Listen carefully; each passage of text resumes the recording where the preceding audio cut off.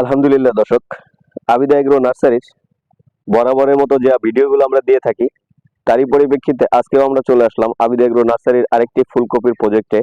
দর্শক, আমাদের এই গাছটি যে গ্রোথ আছে আলহামদুলিল্লাহ খুব ভালো। আমরা এই গাছগুলো এখনো ম্যাচিউরড হয় নাই, কিন্তু তারপরেও খুব সুন্দর কপি চলে আসছে। আপনারা দেখতে পাচ্ছেন আমাদের যে প্রজেক্টটা এখানে আছে, এই প্রজেক্টের যে গাছগুলো আছে সব গাছগুলোই সেটিং আছে আলহামদুলিল্লাহ। এই গাছগুলোর ভিতরে কোকোপিটে উৎপাদিত যে আমরা ফুলকপির চারাগুলো রোপণ করা হয়, আপনি দেখেন এখানে যে গাছগুলো আছে সব গাছগুলোই আপনার একেবারে পারফেক্ট, কিন্তু একটা গাছও মিসক্যারেজ নাই। আপনারা দেখতে পাচ্ছেন দর্শক, গাছের গ্রোথটা কত সুন্দর আলহামদুলিল্লাহ।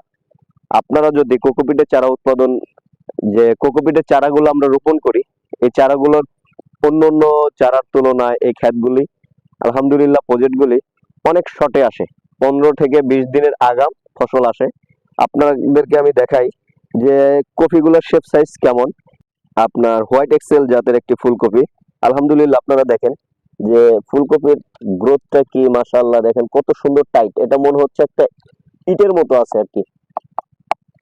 দর্শক দেখতে পাচ্ছেন ফুলকপির শেপ সাইজটা মাশাআল্লাহ।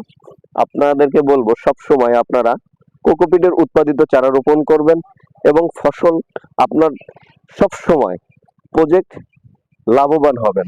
কোকোপিটে উৎপাদিত যে চারাগুলো আমরা করি আলহামদুলিল্লাহ, ওই চারাগুলো কিন্তু সবচাইতে প্রজেক্টগুলো খুব ভালো হয়। কারণ হলো এই কোকোপিটে উৎপাদিত যে চারাগুলো হয়